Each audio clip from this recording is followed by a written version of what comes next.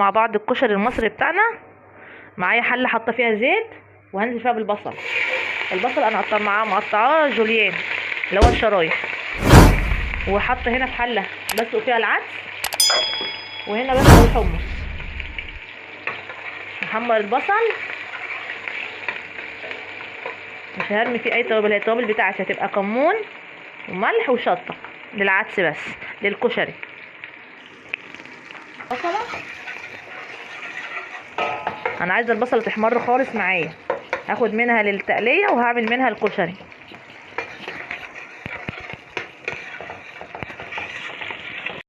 البصله احمرت معايا اهي كده خالص، اهي كده. انا هنزل فيها بالشعريه. انا شلت حبه للتقليه، شلتش كتير يعني عشان احنا ما بنحبش التقليه كتير، شلت حاجات بسيطه كده. اهي البصله لما اتحمرت قوي كده معايا هنزل فيها بالشعريه، احمر الشعريه مع البصل. هنزل بكيس شعريه، انا بحب الشعريه كتير، وهبتدي اقلب فيها. هقلب لغايه لما الشعريه تحمر خالص معايا، هنزل بالرز فيها. الشعريه بتاخد النكهه بتاعه البصل والزيت. نحمرها خالص زي ما بنحمر الرز، الشعريه بتاعتنا بتاعه الرز، اللي هي الشعريه العاديه اللي بنحمرها قوي. بعد ما نحمرها قوي هنرمي فيها بالرز، وهننزل برضك بالتشويح، برضك هنشوحه مع بعض وهوريكم برضك انا بعمل ايه. انا حمايه الشعريه احمرت معايا اهي مع البصل. دلوقتي هنزل بقى بالرز. انا رز غسلاه ومصفيه،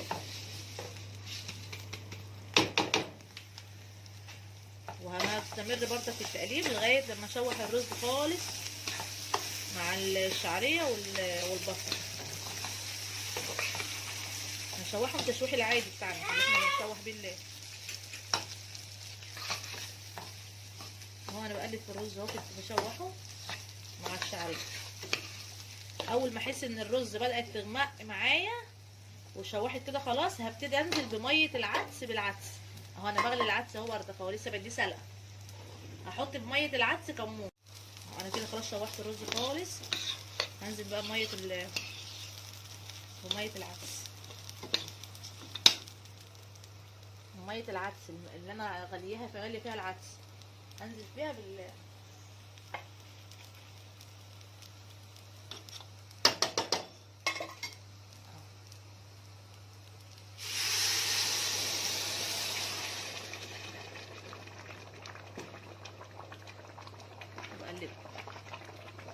بشوف لو الرز محتاج ميه تاني احط له. ما بحطش ازيد من الكمون وملح وشطه بس. هي دي مقادير الكشري. انا حطيت شطه وكمون والملح وبقلبه. انا كده هعمل الصلصه بتاعت الكشري. حطيت زيت في الحله، واحط معلقه ثوم،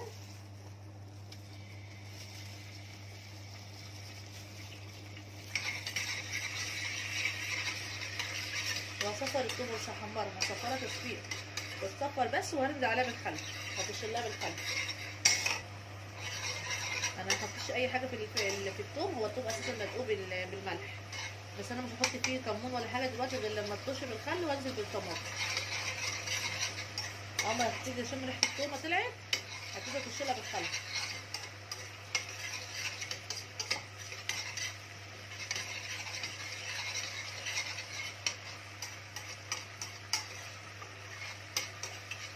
الثومه هي بصي ولا محمرتش ولا اصفرت، يا دوب الريحه بتاعتها طلعت، هنزل فيها بالخل.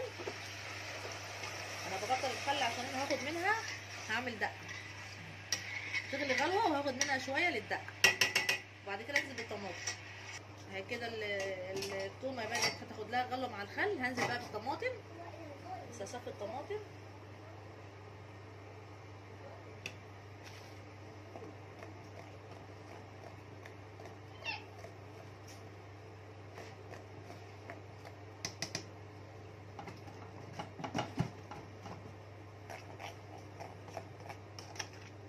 اصفي الطماطم وارجع لكم. المكرونه اهي غلت، هنزل فيها بحبه زيت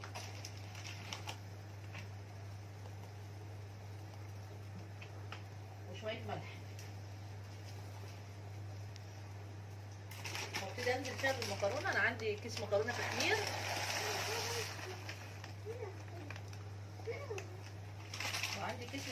تتسبكتش، بس صغيره عشان ايه العيال يعرفوا ياكلوها. يعني بدل ما اقطعها على 2 هقطعها على 3.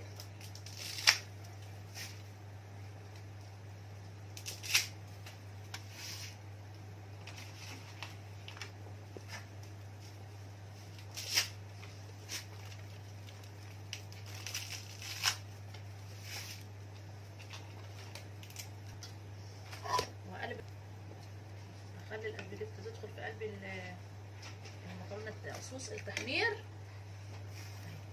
اقلبها ومش هغطي عليها، هسيبها كده عشان ما تلزقش ببعضها اهي لغايه لما تتسلق. وهنا الصلصه بتاعتي خلاص اهي، انا طشيت لها اهو. ادي الصلصه بتاعتي على البوتاجاز. بعد ما صفيتها هبتدي احط فيها معلقه شطه وكمون وملح بس. وادي الملح، حطيت ملح وحطيت شطه واحط شويه كمون.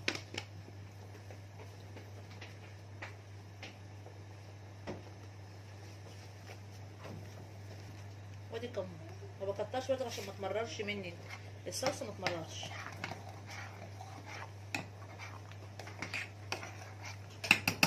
واغطي عليها لما تتسبك. دي بهارات كشري انا كنت جايباها من عند العطار، بتتحط على صلصه الكشري. بهارات هي بتتحط على صلصه الكشري. نحط منها معلقه، بتخلي الصلصه طعمها حلو، تديها نكهه الكشري. بس كده.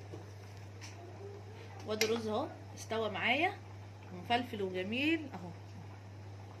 بصوا لونه عامل ازاي وطعمه حلو قوي. ولسه بقى لما نغرفه هوريهولكم شكله عامل ازاي. وادي المكرونه لسه بتتسلق على البوتاجاز، ودي الصلصه لسه بتتسبك، والحمص هو بيتسلق. هغرف وهوريكم. هنعمل معانا بقى الشطه اللي هي شطه الزيت اللي بتبقى حراقه قوي اللي عندي في المطاعم دي. هنحط زيت في الطاسه، ننزل فيها معلقه شطه، هنزل بمعلقه شطه اهي وهقلبها لما ريحه الشطه تطلع. دي الصلصه اللي بتبقى حراقه، الشطه اللي بتبقى حراقه قوي في المطاعم اللي هي شطه الزيت، بتبقى حراقه بس بتبقى طعمها حلو، بتدي للكشري طعم حلو.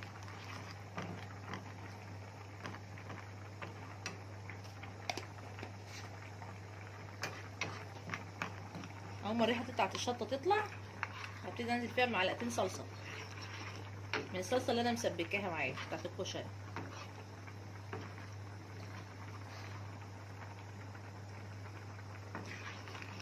بصوا بتحمر ازاي، بصوا لونها بيعمل ازاي اهي.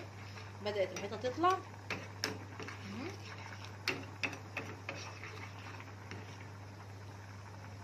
هبتدي بقى اطفي عليها،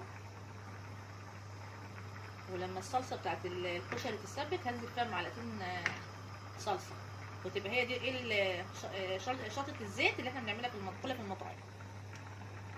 انا شلت التومه اللي انا حمرتها مع الخل، انا كنت شايله منها للدقه.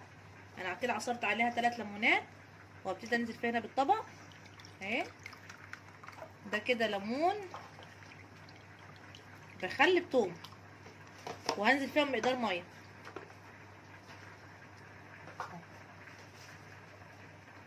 واقلبها. لو عايزه ملح احط لها شويه ملح بكمون، ما عايزتش خلاص لو هو يعني محدقه من الخل خلاص هستكفي كده. وادي الكشري بتاعنا خلص يا حبايبي، والله العظيم طعمه جميل. ودي الدقه ودي الشطه الزيت اللي احنا بنحبها. يا رب يكون عجبكم، ما تنسوش في الاشتراك وفي اللايك، والسلام عليكم ورحمه الله.